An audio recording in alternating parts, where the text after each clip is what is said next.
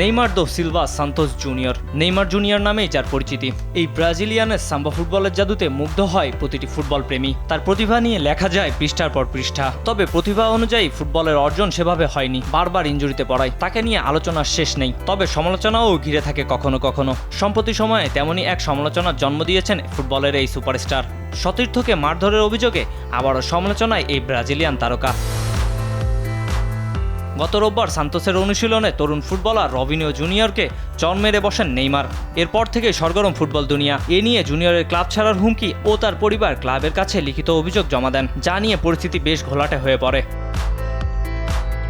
তবে বিতর্ক বেশি দূর গড়াতে না দিয়ে অবশেষে সেই ঘটনার ইতি টানলেন নেইমার নিজেই। অনুশীলনে তরুণ সমর্থককে চর মারার কথা স্বীকার করে প্রকাশ্যে ক্ষমা চাইলেন তিনি।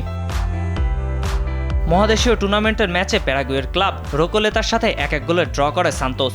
দলের হয়ে একমাত্র গোলটি করেন নেইমার, আর সেই গোলের পরই রবিনিওকে জড়িয়ে ধরে উল্লাসে মেতে ওঠেন তিনি, যা দেখে স্বস্তিতে ফেরে নেইমার ও সান্তোসের সমর্থকদের মধ্যে। দুই পক্ষের সমঝোতা হয়ে গেছে তা আগেই জানিয়েছিলেন ব্রাজিলিয়ান সংবাদ মাধ্যম ইউওএল। ঘটনার পরই রবিনিওকে ফোন করে দুঃখ প্রকাশ করেন নেইমার ও তার মা ভিভিয়ানের সাথে দেখা করেন নেইমারের প্রতিনিধি দল। গতরাতে ড্রয়ের পর নেইমার বলেন, ফুটবলে এমন আবেগপ্রবণ মুহূর্ত আসতেই পারে। আমি স্বীকার করি আমার প্রতিক্রিয়াটি মাত্রাতিরিক্ত ছিল এবং আমি মেজাজ হারিয়ে ফেলেছিলাম। আমরা ড্রেসিং রুমেও কথা বলেছি এবং আমি ব্যক্তিগতভাবে পুরো দলের সামনে ক্ষমা চেয়েছি। এরপর রবিনিও নিশ্চিত করেন তিনি ও তার পরিবার ক্লাবের কাছে জমা দেওয়া অভিযোগপত্রটি আনুষ্ঠানিকভাবে তুলে নেবেন।